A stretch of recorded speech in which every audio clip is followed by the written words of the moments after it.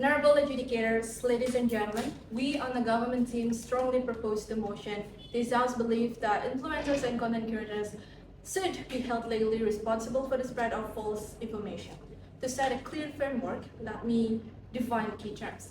First, by influencers and content creators, we refer to the individuals who monetize their audience through brand partnerships, ad revenue, direct sales, and anything similar. Second, false information encompasses factually incorrect or dangerously misleading claims, whether classified as unintentional misinformation or deliberate disinformation. Third, by held legally responsible, we mean the application of duty of care, imposing civil liability for reckless negligence when dispensing misinformation, and imposing regulatory or criminal liability when dispensing high-impact falsehood as a core part of monetization. Ladies and gentlemen, our cases guide for today is influencer must be held legally responsible because their persuasive power turns misinformation into a serious public risk.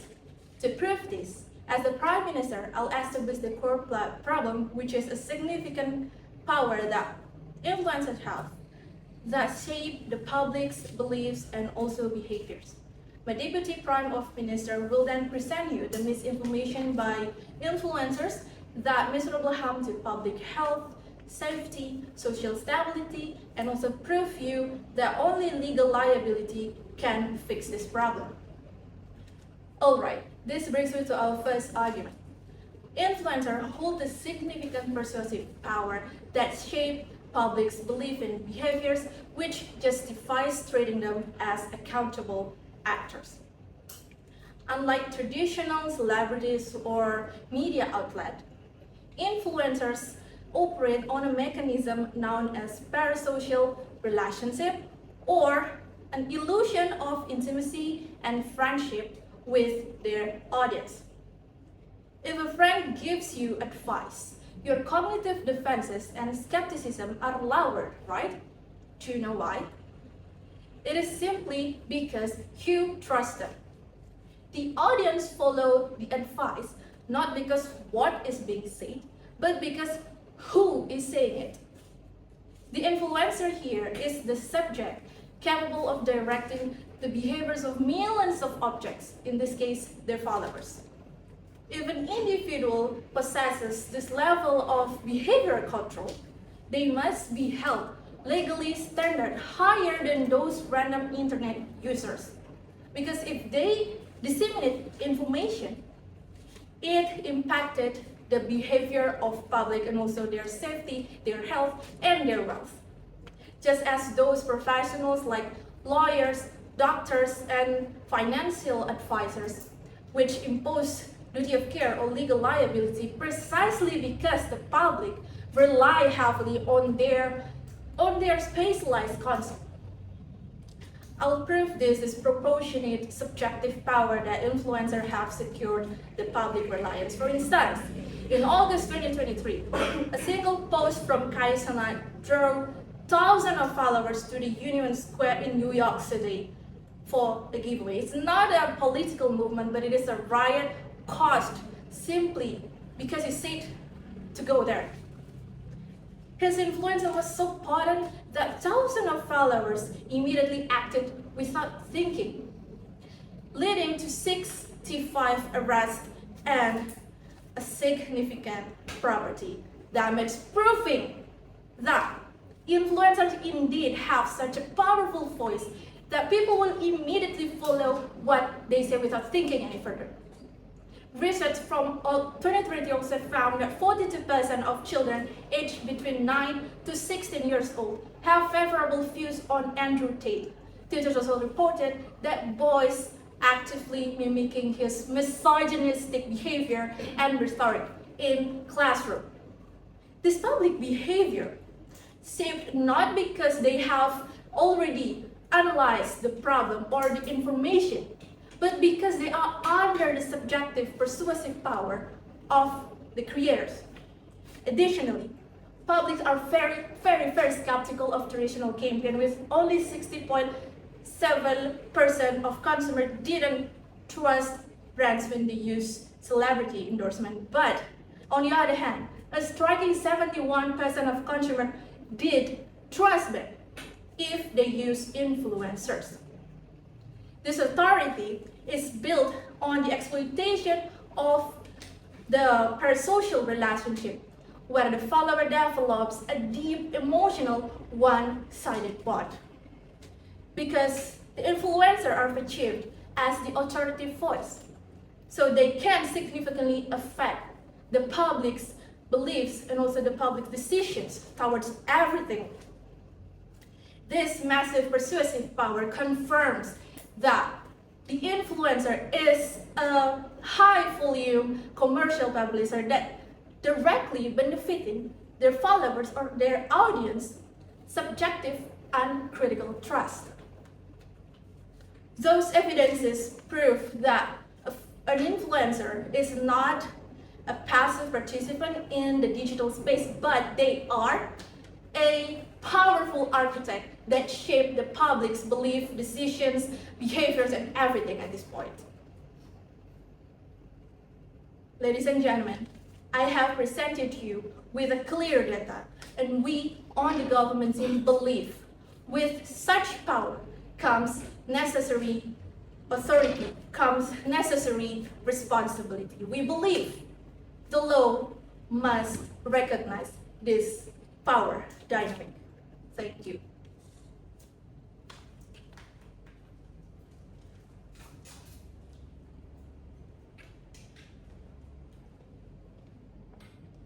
Honorable educators, members of the House, the government wants this debate to focus on careless influencers spreading lies online. That story sounds ignores the real force behind misinformation. So the biggest drivers of misinformation today is not the individual creator, it is the digital system that decides what gets promoted and what goes viral, also what ends up on millions of screens. So if we misunderstand where the power lies, we will punish the wrong people and solve nothing. Our team line is misinformation spreads rapidly not because influencers wanted to, but because platforms are designed to amplify content that triggers strong emotional reactions. And this idea guides everything from the opposition bench.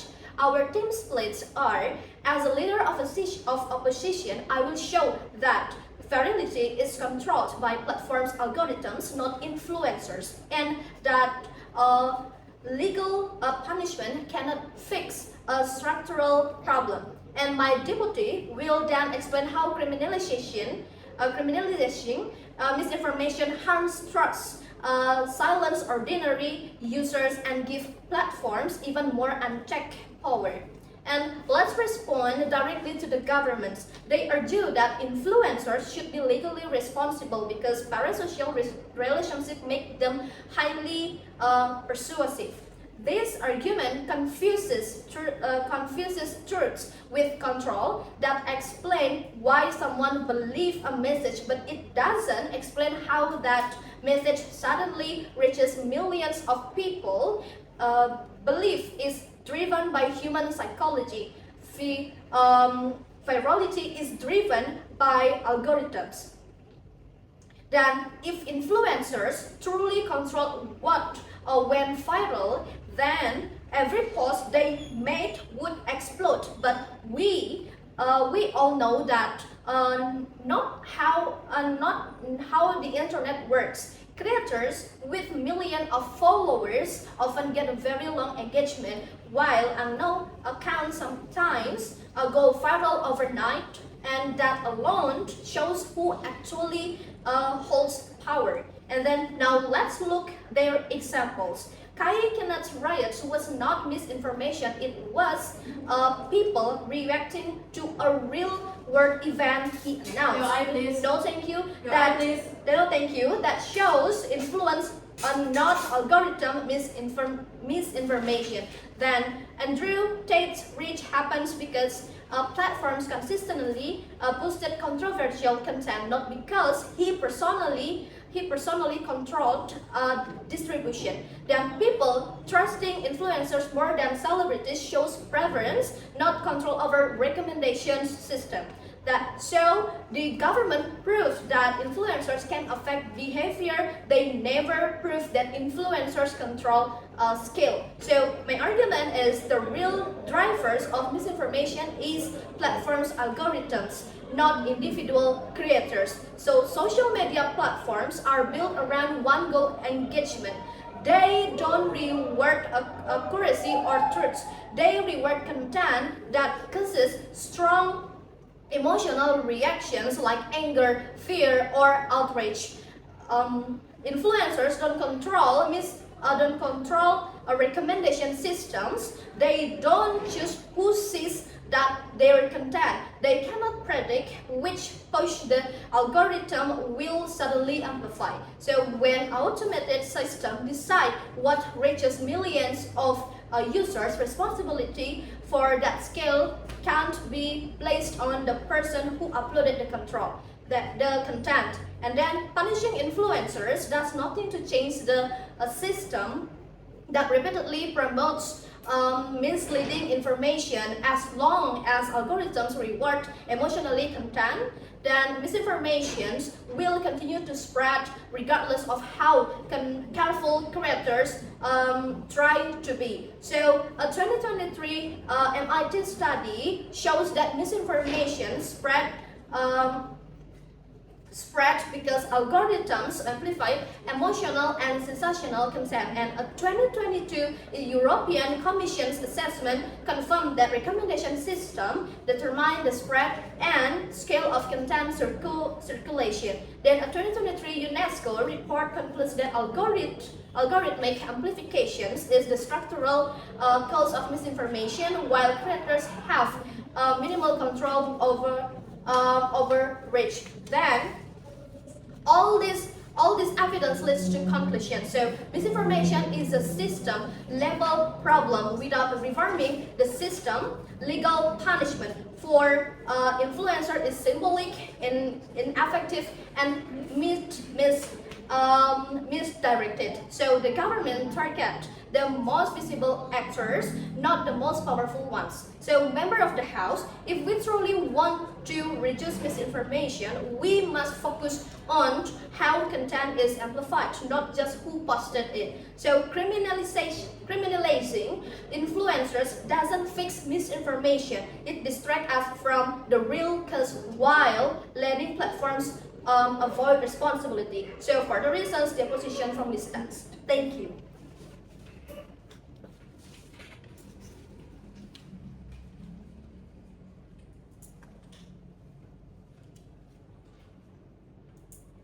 Honorable Adjudicator, the opposition may frame this as a platform issue or a speech issues, but when a creator profits from a lie that ruins life, this is no longer free speech. This is a fraud. This is negligence and public harm. I rise to reinforce the opening government's case. Influencers must be held legally responsible because their persuasive power turned misinformation into a serious public risk that current mechanism cannot contain. The leader of opposition claims that digital platform, not the influencer, are the real driver of misinformation. This argument is flawed. First, influencers are active agents, not passive users. They deliberately evade moderation system using coded language, known as algospeak, to bypass safety rules and continue spreading harmful content. For example, they're mostly using $Bian instead of saying lesbian, and unlive instead of saying dead. And this is at this point proof that the opposition perspective is logically and factually flawed. And when someone knowingly explains loopholes, responsibility lies with the actor, not the system. Second, Platforms often enjoy legal immunity, such as Section 230 in the United States. If the platform cannot be sued, then the individual who uploads, profit from, and markets false content must be the first line of accountability. Now, I will prove that the failure to impose legal accountability leads to a measurable and highly profitable harm. This harm can only be effectively deterred by the force of law. I now move to our second argument. The spread of misinformation by influencers causes harm to public health, safety, and social stability, making legal responsibility necessary. The creator economy is $250 billion industry. These are not hobbies. This is professionals. In every other professional field, if someone gives negligent advice that causes harm, they are legally responsible, and yet influencers hide behind the excuse of honest mistake. But a mistake that generates millions in revenue while destroying life is not an accident, it is a negligence. When influencers ignore basic verification to promote scam or dangerous trend for money, fairness demands justice for victims and not protecting for creator. At this point, misinformation stop being a speech issue and become a serious public risk that require legal deterrence. We can clearly see the life or death and financial states of inaction in public health. Vaccine misinformation had little consequence. Mortality research estimates that 3,019 COVID-19 deaths in the United States between 2021 and 2022 could have been prevented if vaccination had been undermined by misinformation. In financial, consumers reported $12.5 billion in fraud losses with investment scams driven by influencers. Pump and dump seem accounting for $5.7 billion. Logan Paul's Crypto Zero Protect is a clear example where followers lost millions due to negligence promotion. And we know legal accountability works. Australia's Therapeutic Goods Administration used strict liability laws to crack down on influencers promoting illegal weight loss drug. As a result, 1,700 unlawful advertisements were removed in a single year, proving that legal enforcement succeeds where self-regulation fails. Similarly, the United States Federal Trade Commission's $15.2 million judgment against the LLC forced companies to aggressively monitor influencers claims that showing that financial consequences change industry behavior. These are not isolated cases. They show a consistent pattern. High trust, zero verification, and monetize harm. Without legal responsibility, influencers privatize profit while socializing damage. The law corrects this imbalance. Ladies and gentlemen, the data I mentioned are not abstract numbers. They present real life lost, families harmed, and future destroyed. Legal responsibility is not censorship. It is a prevention. Because when power and profits meet negligence, accountability must follow. And for this reason, we are proud to propose. Thank you.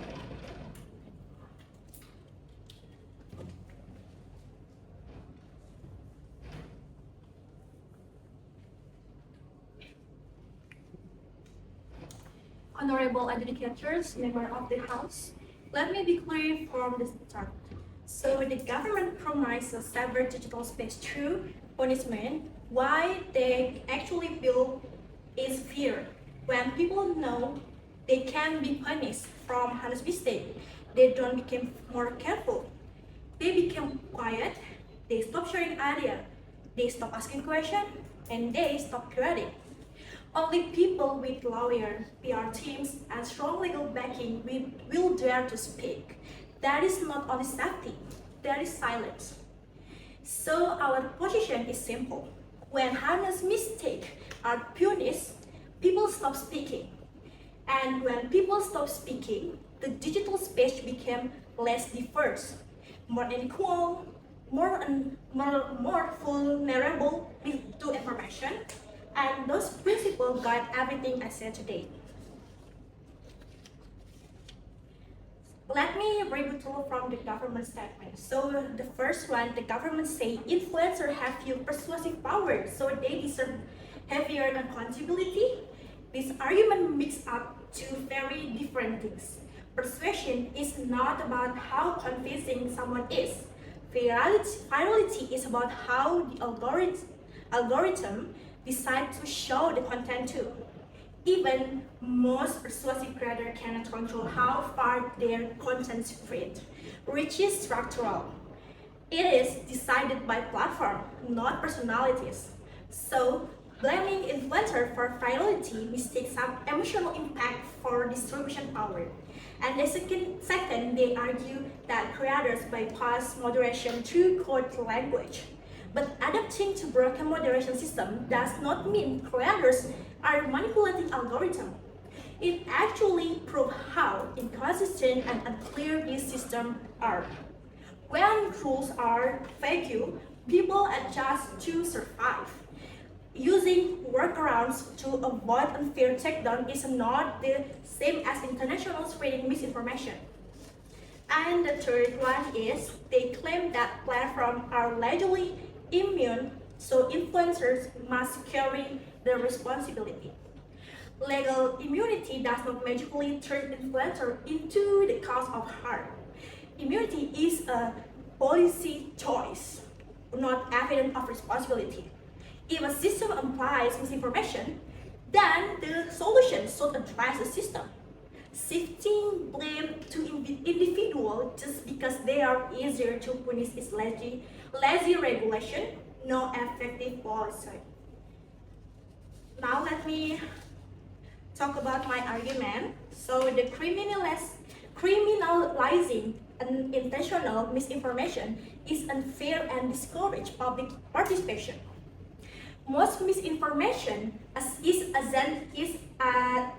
accidental. People misunderstanding about the statistic.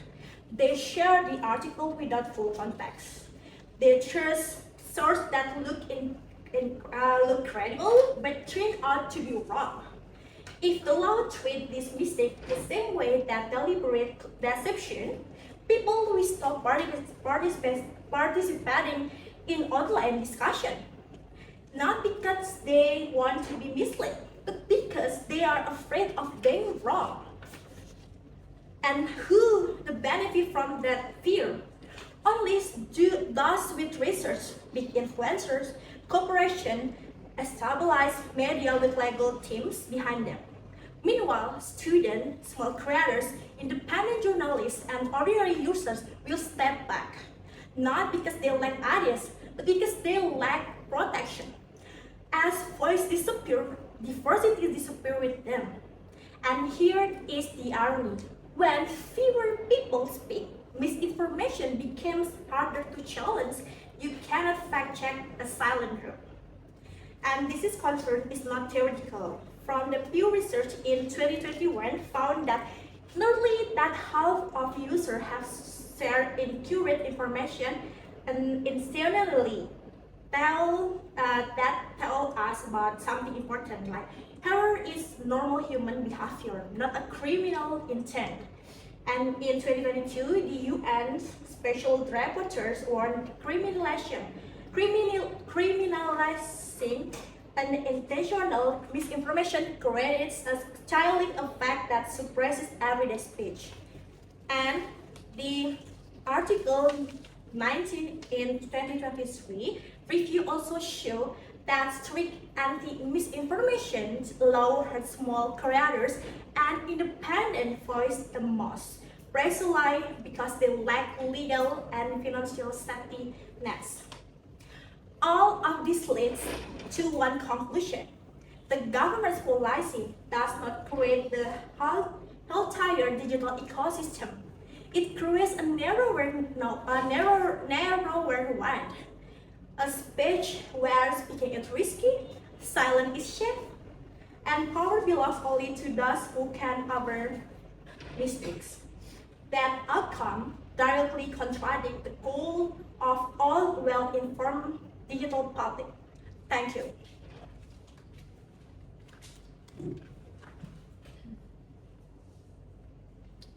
Ladies and gentlemen, as the closing government, my role is to review the opposition case, bring clear, meaningful extension, and explain how our closing government contribute to strengthen the bench. Let me begin with a holistic reputation of opening and closing opposition. Opposition says, platforms are the real problem, but algorithms only amplify content. They don't create it. Influencers decide what to say, how to frame it, and whether to check the facts. They also profit directly from the trust they receive through sponsorship, affiliate links, and brand partnership. Influencers remain the origin and author of harmful information. You cannot solve misinformation by regulating the tool while ignoring the person who using it. Okay. We agree. Laws already distinguish between accidental errors and reckless behavior. Legal responsibility here is not about punishing small mistakes. It is about preventing influencers from presenting unverified factual claims as true to when they have large audience who rely on them. If you profit from giving advice that affects people's health, safety, or finance, you must carry some responsibility for accuracy. Regulating factual claims is not censorship of opinions. Influencers are still free to express personal experiences, preferences, jokes, and creative content. What they cannot do is present false information, especially in insensitive areas like health and investment, as verified fact. This is the same standard applied to journalists, doctors, and advertisers. This debate is about accountability, not silencing voices. Here is our new contribution. Influencers now act as primary information gateways, and without liability, the public has no reliable way to distinguish credible information from manufactured narratives. Opening government explained that influencers have power. We extend the argument by showing why the power is now structurally dangerous. Influencers dominate public attention. They gain the power to frame events, interpret data, and shape collective beliefs. But unlike journalists or institutions, they have no duty to disclose sources, no verification process, and no obligation to correct mistakes. This creates an unstable information environment where false claims spread faster than the public can evaluate them. Legal responsibility acts as a stabilizing force. It requires influencers to uphold minimum standard of fact-checking, source disclosure, and correction so that audience are no left guessing what is real and what is fabricated. Media research at Oxford Institute report that many young adults now rely on influencers rather than real article or news for information and on politics, health, and global issues. Yet this content often lacks basic accuracy markers, making people more vulnerable to misinformation. A real example from Indonesia is the case of Indra Kents, who promote the illegal trading platform called Binomo as safe and profitable. Thousands trusted him and lost money, and he was later convicted because his misleading claims caused public harm. This shows that influencers act as major information sources without proper verification And when their claims wrong, the consequences are serious, proving why legal responsibility is necessary. What we add is simple. Opening government showed the harm, and we explain why that harm is now bigger and harder to control because influencers have become people's main source of information. With no standard at all, our extension completes the government case by showing the real reason legal responsibility is needed today. And that's why closing government wins this debate. Thank you.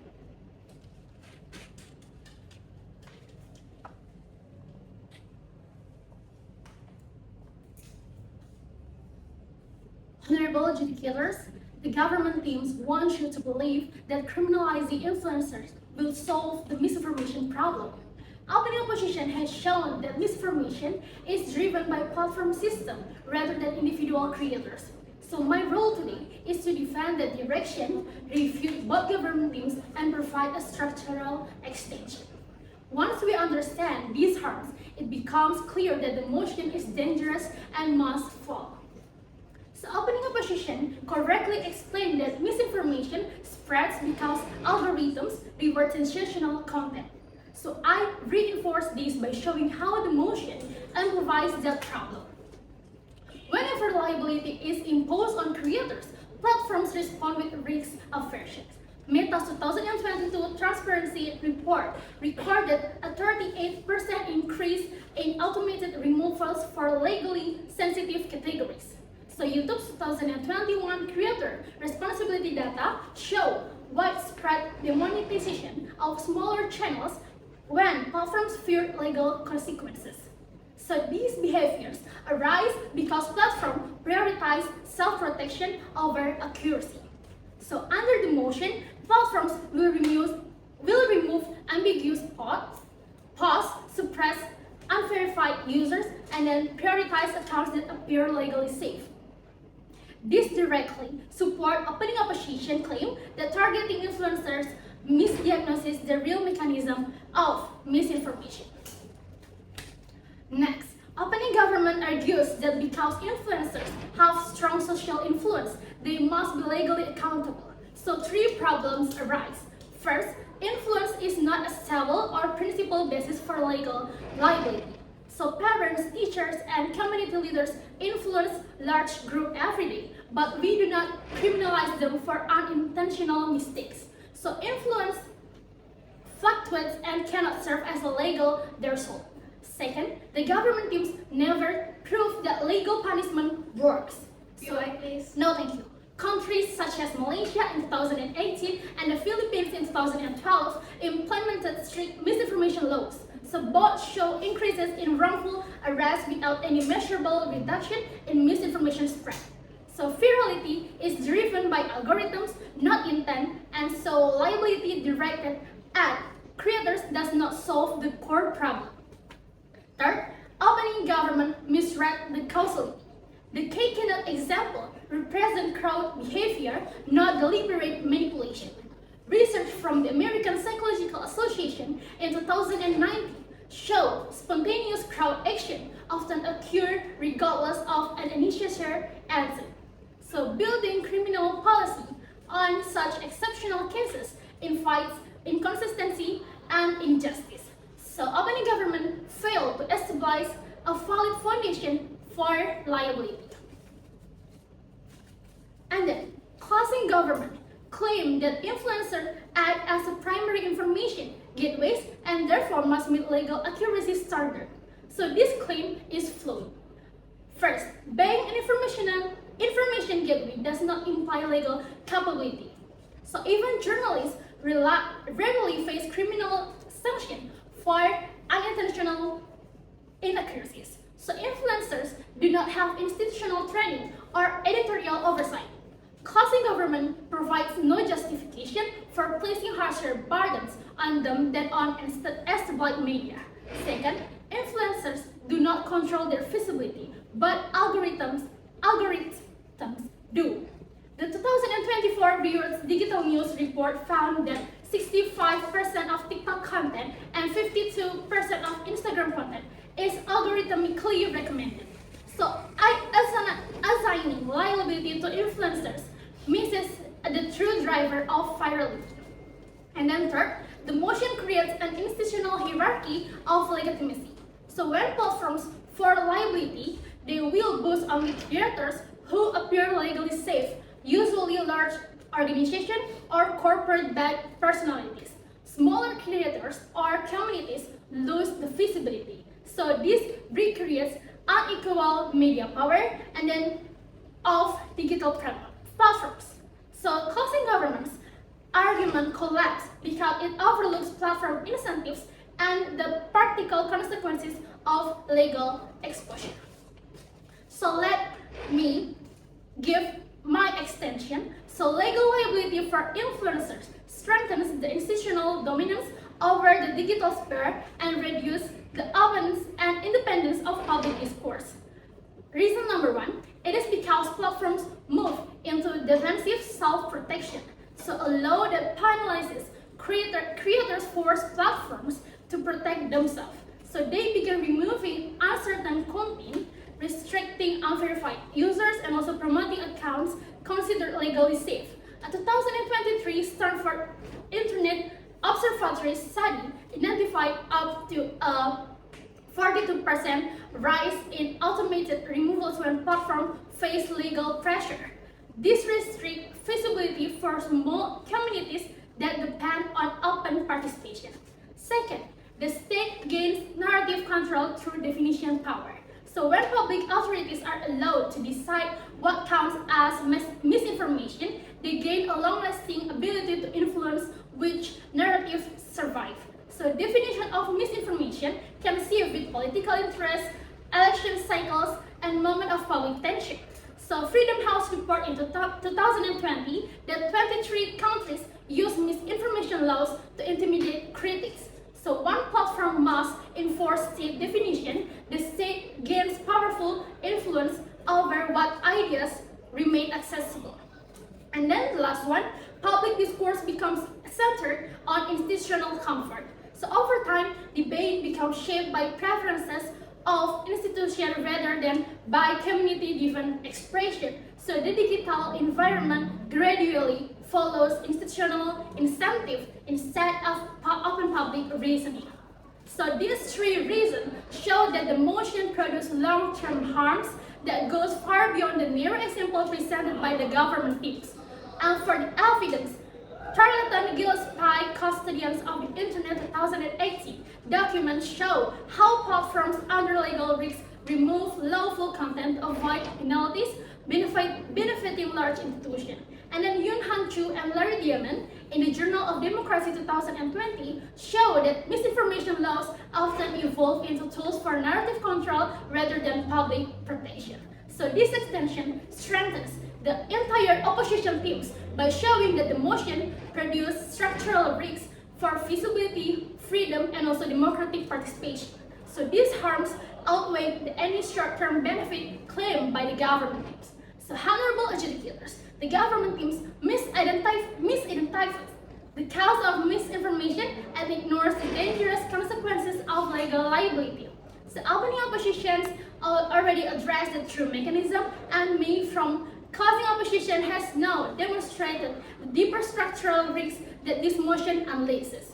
So if this House values open, diverse, and independent public discourse, the motion must fall. Thank you.